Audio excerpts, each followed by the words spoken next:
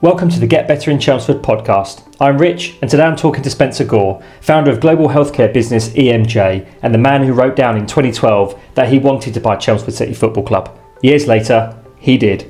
This is that story. Spencer, welcome this morning. I'm going to start perhaps right at the beginning where you started in this journey. When you set up your business 20 odd years ago, most people set goals around perhaps turnover or growth, but in the lead up for you coming on here, you gave me the anecdote that you set your goals with that business to buy a football club. Talk me through that. Yeah, so I'd had another business. I set up my first business 2007, height of the financial crisis. Seemed like a good time to set up a new business. That's another story for another day. But in 2012, I set up EMJ. Met up with a local business coach, Andy Sleet, that's based in Chelmsford, and we'd met at a networking event at the football club, and I wanted to work with him for a few years.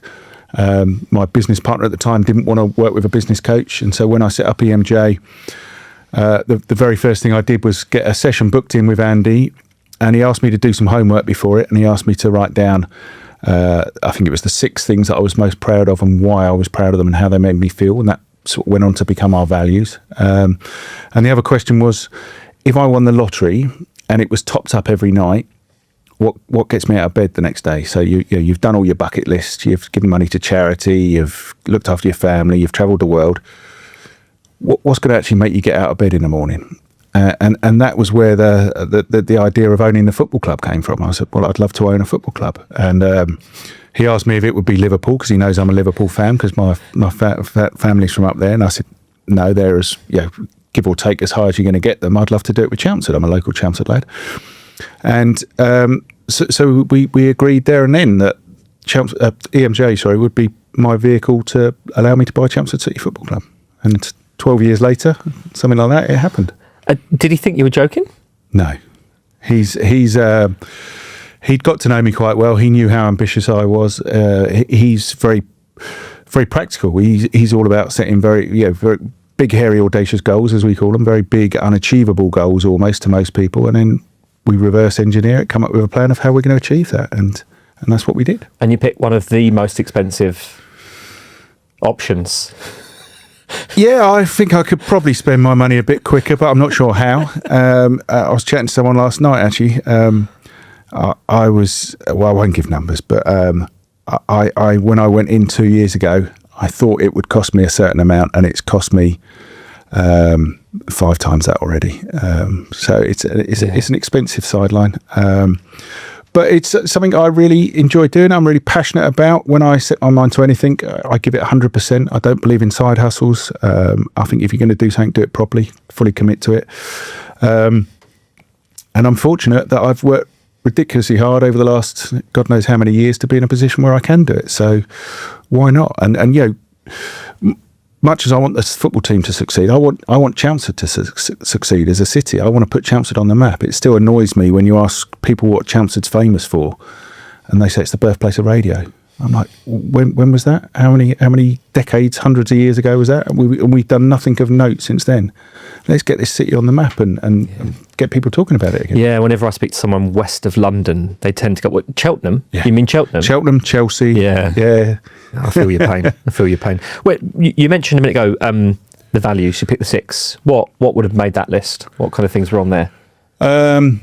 I can't honestly remember what I said at the time, but we went through them, and it wasn't so much what I'd achieved, it was how it made me feel, and there was a lot of it was, he'd asked me what my achievements were, and I talked about we a lot, and he said, well, so being in a team is obviously very important to you, and that evolved over a number of years into that we ended up listing about 10, well, not about, it was 10 words, so things like hardworking, different, that meant a lot to me and were really important to me. And then we realised that if I say, look, one of my values is hardworking, that your interpretation of that might be very different to mine. You might think it's even more or slightly less than me, or So we then put sentences around each of these words and what that meant to me, and then we picked 10 people that we thought really represented those values. And over the years, we we decided that having all 10 was quite, it wasn't catchy enough for what we were after. So we've put it into 3 sentences that at the time were the EMG of European Medical Group, which is what we were called at the time. And the E is entire buy-in. You've got to be entirely bought into our vision and what we're trying to achieve and how we're trying to achieve it. But it's a two-way thing. In return, we'll be entirely bought into helping you become the best version of yourself, or creating a gold medal winner, as we call it. And then the M is make sure you look after your own shit, do your job and do it properly, give it 100%. And then the G is go the extra mile. And so, push yourself out your comfort zone, look at who else in the team might need help, but you've got to do it in that order, because we end up hiring really nice people generally. And so they're all really happy to go the extra mile before they've done their own job. And then it gets to 5 o'clock and they've got to stay and do their own job, or it doesn't get done. So it's do your own job, then go the extra mile. Yeah. And they're all quite pragmatic in a sense. And I guess have they transcended the entirety of the business thus far? Do they translate to the football club? Yeah, so we've now got EMJ, which is where this all started. Then we've got the American Medical Journal, AMJ, out in the States. We've got EMJ Learning in the Netherlands. They're exactly the same values across all of it, because they're my values. It's not like they're the company's values. They're my values. I'm the founder of the business. They're what I truly believe in. And what we do is slightly different to most companies. I think is we recruit people on their values. So we have a 3-step interview process. So the first bit is a quick phone call, 15-20 minutes, just to make sure you've applied for the right role, and et cetera, et cetera. Then we do a competency interview, and that will be by someone that's going to be your peer and someone that will be your line manager, and they'll make sure you've either got the skills to do the job, or just as importantly, you've got the ability to learn those skills and the mindset to want to learn those skills. So you don't have to have the skills when you come in, because we can train you, but you have to have that mindset that you want to learn those skills. And then the third part is the values interview. And we call it a values interview, but it's really a conversation. And it normally lasts about an hour and a half. And it's to make sure that your values are aligned with our values. Because if they're not, it just will not work. And if it is, as I said, I can train you the skills. I can't change your values. So if your values are aligned, that's more important to me than having the skills. And we're trying to instigate that in the football club. It's slightly different there, because obviously we bought that business. We didn't set it up from scratch. So there's people that are already there. I've been doing that when we've done our big hires off the pitch. We've done it with managers. We haven't done it with players yet. So we're integrating it gradually. Not sure how that one goes. No, exactly. Yeah. Okay. I love that, and let's explore that a little bit. But let's find it within you. So they're your values. Mm-hmm. You said that you're a local lad. You're from Chelmsford. How much has perhaps the environment that you've grown up in, Chelmsford as a geographic location, shape that identity? How did that? Is it come from place? Is it come from family? How do you get those values in the first place? Well, I think your values are ingrained in you from birth, basically, from childhood, certainly. So whoever brings you up, whether it's your parents, aunts, uncles, whoever that ends up being, but also people that you spend a lot of time around as a youngster. So it could be friends and family, but they're the sort of things that you just think, well, if they're all doing it, it must be the right thing to do. And if they're not doing it, it's possibly not the right thing to do. So, it's some really extreme examples, but if your parents are both really lazy, the chances are you just think that's normal, so you're going to be lazy. If your parents are both really hardworking, you think that's normal, so you're probably going to be hardworking. So I think a lot of it is from your upbringing, probably from your environment. But I think it can be that you have, it doesn't mean if you grow up in a not so affluent area, you can't have strong, good values. And I don't believe there's any wrong values. Your values are right for you. Mine are right for me. There's no right or wrong, but if they're not aligned, it won't work. So I'm not saying anyone's got the wrong values, but you could have a row of houses all on the same street where some people turn out to be really good people, some people turn out to be really bad people, some are successful, some are not successful. So I think a lot of it is how you're brought up. I have this conversation with a lot of people. I've had arguments with Barry Hearn. I've had arguments with a friend of mine that owns Luton about luck. I don't believe in luck. I think you're fortunate. I don't believe it's luck. It's you make your own luck to a certain degree. So I think yeah, how you're brought up rather than where you're brought up is more important. Yeah, and has Chelmsford changed much, would you say, since you were growing up to where you are now? Yeah, massively. You know, when I was a kid, there was no A12. Yeah, me and my dad used to cycle across the main road and over the fields. Now I grew up in Boreham. Now the A12's there.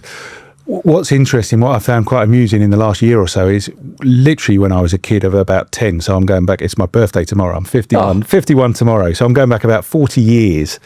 They were talking about Bewley Station. Literally, they were talking about, there's going to be a new station in Chelmsford, near Newhall. Prices of these houses will go up. 40 years it took them to build that. So, it's changed massively. None of Bewley was around when I was a kid. It was a town, not a city. It's almost unrecognisable now. Would you say it's a better environment than it used to be? Is it better to live here now and grow up here now? Is there different values perhaps associated? I think it was pretty good when I was young, to be honest. I loved growing up around here. So I'd say it's different, not better. Not better or worse. I think it's just different. I think there's probably more opportunities here now. I went to my local junior school in Boreham, and then I went off to Wingatestone as a secondary school, and then left after a year of A-levels because I didn't.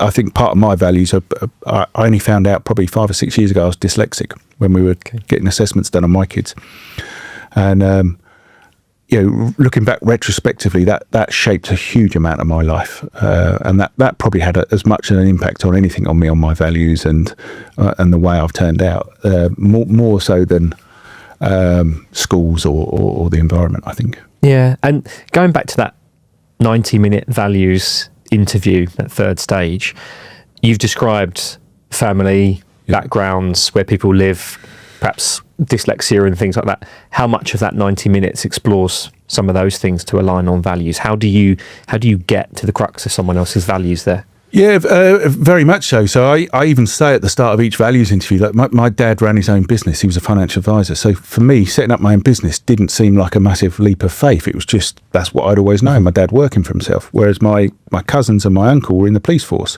And they'd always known that their dad was in the police force. They joined the police force. And so a lot of it is what you're comfortable with growing up and what you know. So I explain that and I say to people, tell me a little bit about your mum and dad or whoever brought you up. Have you got brothers and sisters? And it's amazing that I've never done the stats, but the amount of people that either do a similar job to their parents or their brothers and sisters do a similar job to their parents, because that's what you've always known. And then the next phase is really all about repetitive questions. So we ask you about your the highest level of education you've got, and then we ask you about your last 3 jobs if you've got them, and we're asking really repetitive questions because we're looking for patterns, because it's not a one-off. Again, a classic example, but I asked a girl that I was interviewing what her boss would say was her weakness at her first job, and she said, I was always late. Now, if that just comes up in an interview, normally you're like, well, that's a bit of a flag. I don't want someone that's always late. The next job, what would your boss say were your strengths and weaknesses? Well, my strength was I was always on time, because I'd learned from the last job that they saw that as a weakness. So I'd taken that on board and done it. And then the third job, she said, I was always on time. They'd say that was my biggest strength. I was always not on time. I was always early and going above board.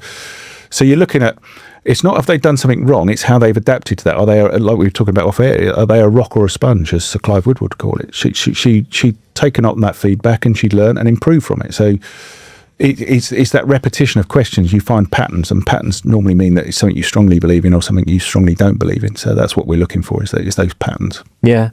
And then going back to EMJ then, so why healthcare publishing, and linked to this interview process and these values, is it the people that's made it a success? Or talk about that journey for a little bit. Yeah, so I going back to the dyslexia, I left school after a year of A-levels. I went back to Chelmsford College after a year of working in Basel in insurance brokers. I then went off to university, failed my second year, failed my degree after 4 years. So there was a bit of a sort of a habit forming. And I ended up working in television for a couple of years, and then decided I didn't want to do that for the rest of my life. Took a few months off. I got together with my now wife, and after a couple of months I was like, I need to get a job, and I picked up the Evening Standard, and the first job I applied for was a sales job at a publishing company, and it was predominantly healthcare. So it was just pure, I say I don't like luck. That was just luck that I just picked that one and got through to it. And I ended up working there for a while. Then I went off to an exhibition company, and then I went back to the healthcare company. And it was, whilst I was working at the two different industries, that I saw a bit of a gap in the market that I thought there was an opportunity. This was going back, I'll date myself a bit now. We had CD-ROMs on the front cover of our magazines in those days. I know what they are. Our journals, Don't you worry. And we just started doing some ebook stuff. And so I saw this opportunity, pitched it to my boss. It went up to the CEO and then the board of directors, and they said they didn't want to do it. So this was, I think, something like the September of 2007. I just bought a new house, just had our first child. Financial recession, I was earning six figures, and within a month I'd resigned from that job and decided to go alone. We talked about gut feels earlier. I just had a gut feel that it was the right thing to do. As much as anything, it was, if I don't do this, I'll regret what could have been for the rest of my life. And if I do it and it doesn't work, I'm a sales guy, I'll get a job. And if I do it and it does work, it could be amazing. So it was as simple as that. Have you always backed yourself? Yeah. Again, it goes back to values. I think my mum, my dad influenced me in many ways, business-wise, and how he did things. He's definitely on a spectrum as well. God knows what it is. It's not dyslexia, I don't think, but he's on there somewhere. And he was very OCD about stuff and OCD. That's it, isn't it? Cut that bit out. You're good. No, you're good. We're not cutting that. It's good. That's my dyslexia kicking in. Yeah. And everything had to be in its place, and I was like that. But my mum, on the other hand, no matter what I did, whether I was successful in things at school or whether I was in trouble at school, and I tended to be in trouble quite a lot at school, never major trouble, but I used to mess around because I didn't understand what was going on, and it was an easy deflection tool to use. Yeah.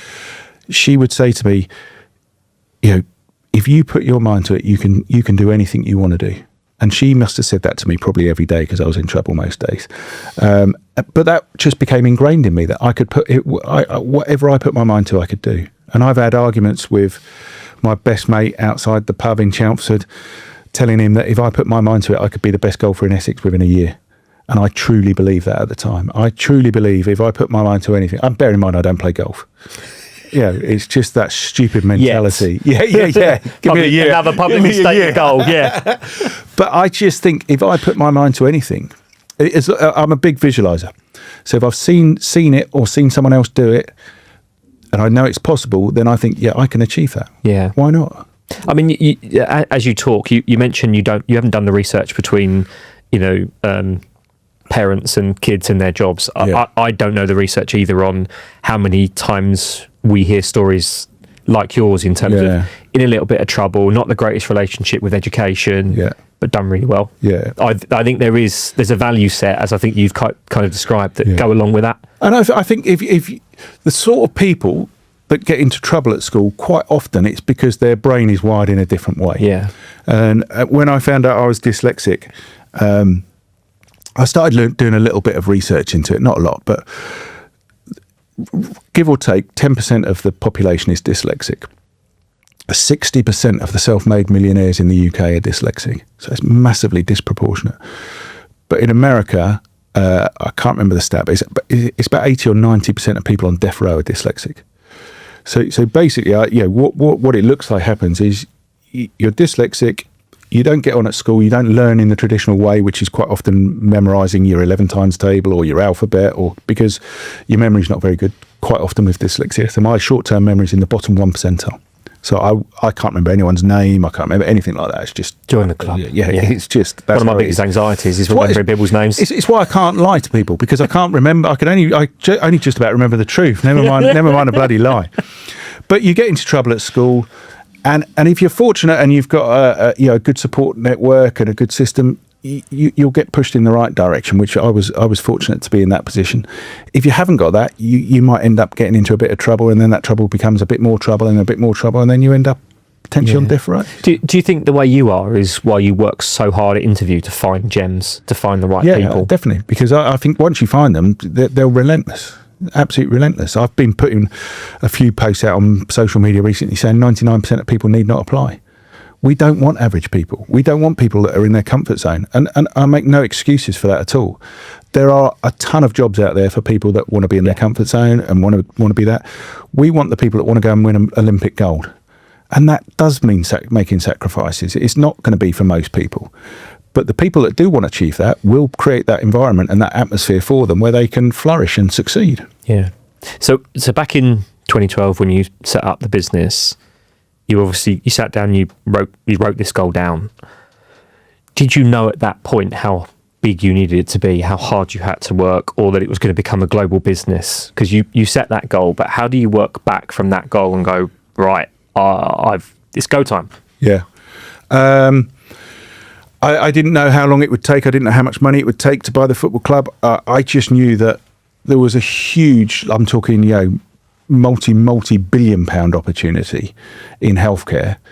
And so I realised that I didn't need to be the absolute best. If we didn't get there, I wanted to be the absolute best. But even if we got to 10% of our opportunity, it would mean we had a huge, I nearly swore then, a huge business that would allow me to go and do these other things. So, even now we do a monthly offsite, me and my business partner, and we were looking at some things, and we were suddenly talking about, I use Grant Cordane's references a lot, but what if we wanted a 10x where we are at the moment? And we started trying to work out the numbers, and we were like, actually, there's no point working out the numbers. The opportunity is multi-billion, and we're talking about getting to a few extra 100 million.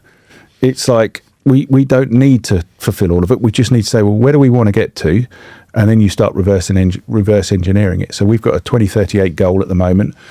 That's the centenary year of the club. So it seemed to be as suitable as any other timeline.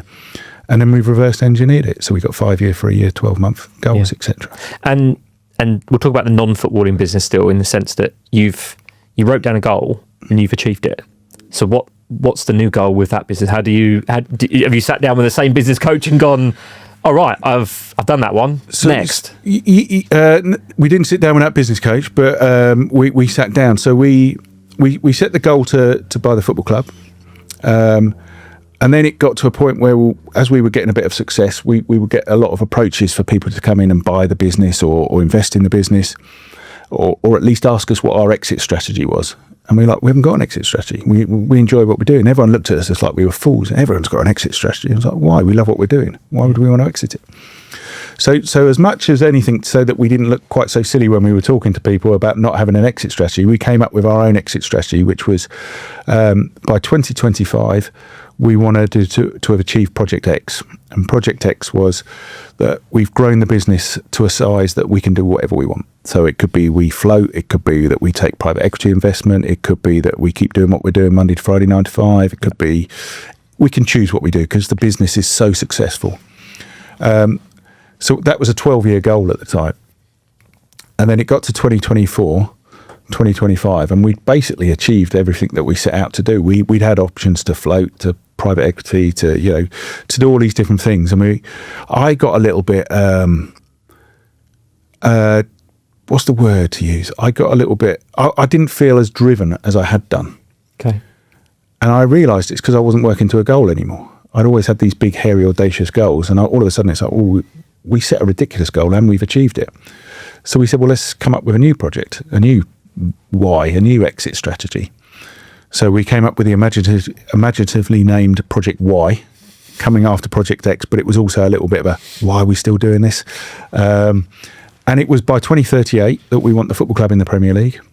We want to have a gold medal winning boxer that's come through our training regime, training ranks, hopefully from a disadvantaged background, because we want to help out there. And that we've got a golden unicorn, which is a phrase that I think I may have coined. I'm not sure, someone else may take credit for it, but it's basically a unicorn business, but without taking investment. So we want to have a £1 billion business without taking investment. And so we set that. They're very, again, ridiculously big goals that people will sit and laugh at, and they do laugh at. That's what drives me on. That's what makes me. You haven't failed yet, though, have you? Well, I've failed in quite a lot of things, but we've made steps forwards all the time. And the more people doubt me, the more it just makes me really driven to succeed. And again, that's possibly my business partner talks about the people that succeed best in our company are people with chips on the shoulder. they've all got a point to prove to someone, whether it's themselves or someone else, and that's what drives them to succeed. Is that no, I can do this. I will do this.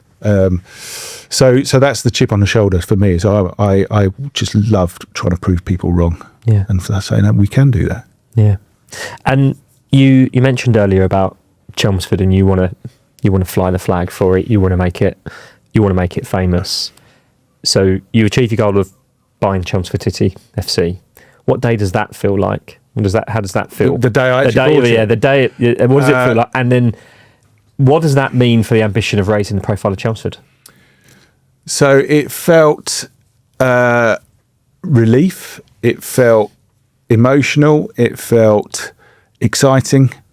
Probably in a mix of equal parts. So but I've talked about this a lot. But buying the actual club was really hard work. I was given no due diligence. I won't go back over that again. But it was ridiculously hard work and draining. I pulled out the deal twice.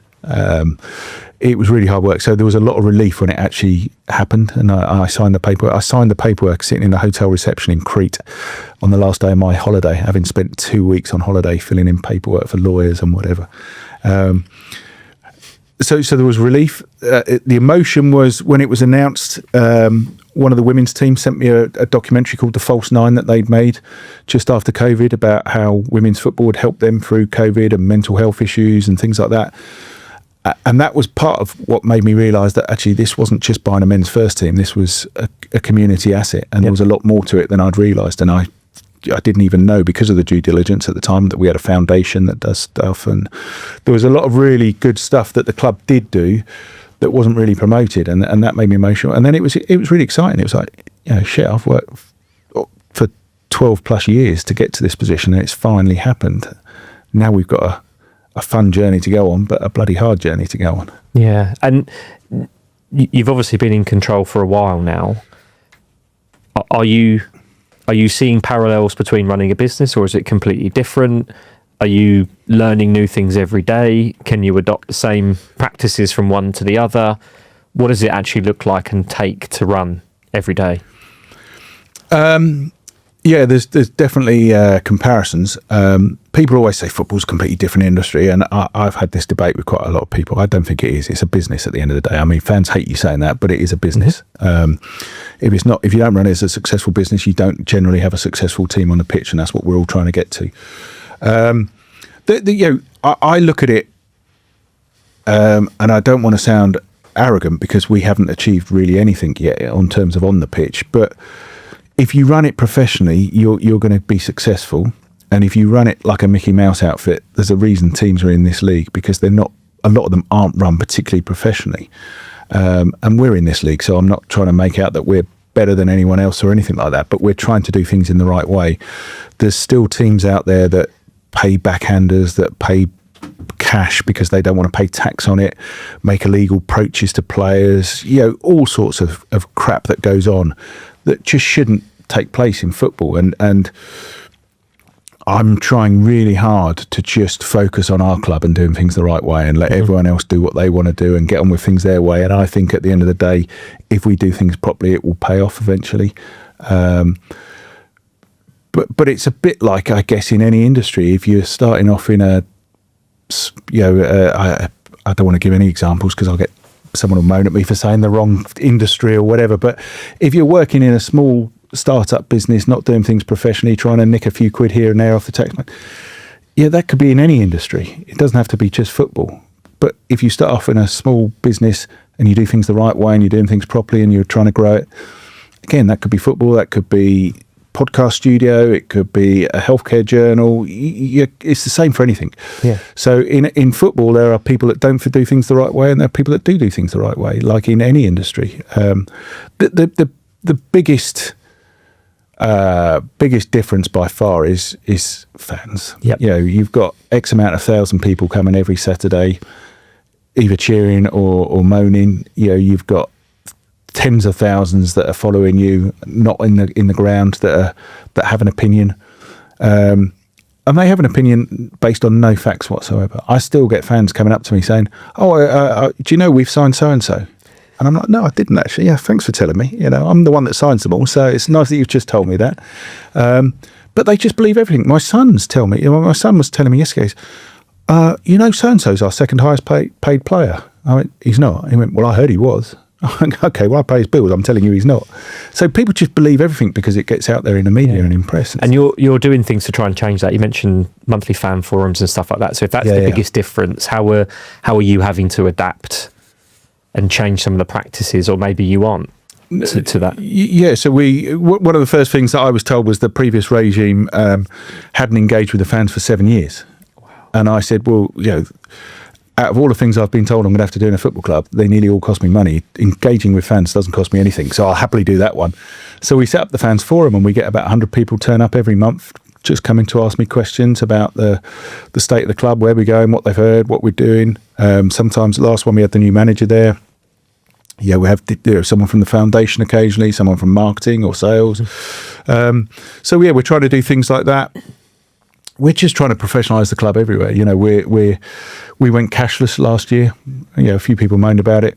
The thought that we were doing it, no one's had any issues with it since then. But it just makes it so much easier, so much safer. We haven't got to have someone taking 20 grand of cash down to the bank and risk getting mugged or losing it or whatever. It makes it a lot easier to see who's been paid and when they've been paid, rather than paying them cash and them saying, no, actually you paid me the wrong amount. So it's just doing all these things. We were paying the referees by cash. I said, surely they don't do that in the Premier League, so why are we doing it? Just do a bank transfer. Then there's never any risk that we've made a mistake. You can just say, no, look, there's the amount we paid you. So we're spending a lot at the club on trying to professionalise it. We've got a lot more staff coming in. We'll spend £100,000 on a pitch this year, which for a pitch we don't own is a huge amount of money, but we're trying to give the football team the best chance. So we're doing lots of investment. I think the club has had, over the last 20 plus years, I say 20 because we've been at Melbourne for 20 years, has had a fair bit of investment on the pitch, and it's never quite worked out. But I don't think there's been a lot of investment going on off the pitch. So we're trying to build that infrastructure up now. And you mentioned before that attendance has gone up massively, so some of this you can see working because you're getting more people there. What role do you think a football club like Chelmsford should have in the community? What should it be? They should be the focal point of the town. If you talk about Liverpool, Manchester, you think of the football teams. Probably most people would think of the football teams before they think of anything else. You think of Liverpool, you think of Liverpool, Everton, the Beatles. You go. The Beatles is like their equivalent of the birthplace of radio. It's achieved something great, so don't forget it.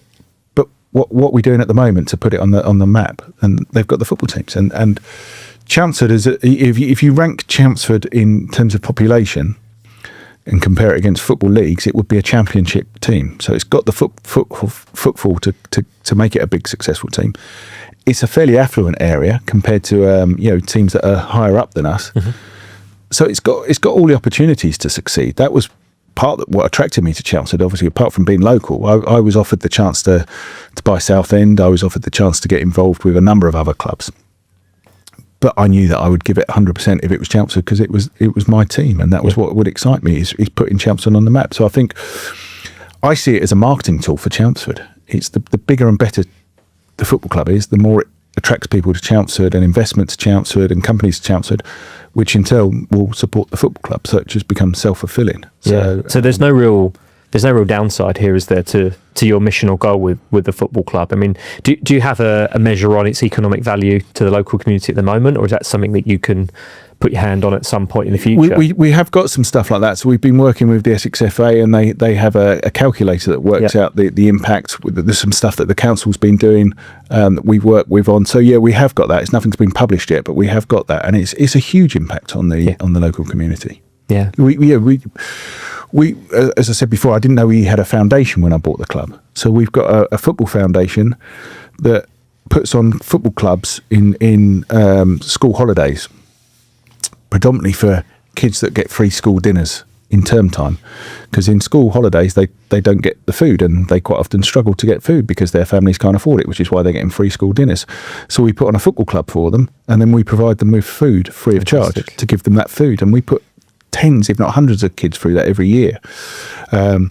We've got at the other extreme, we've got the walk-in football, We've got one of the most successful walking football teams in the country. But one of the things they do for the community is if any of the players have had prostate cancer, they wear stripy socks instead of just claret socks. So that if you get prostate cancer, you can spot them, and they're the ones that are happy to talk you through it. So you can just have a conversation with them, and they say, well, this is what you can expect. It's not as bad as you think. This is what's going to happen.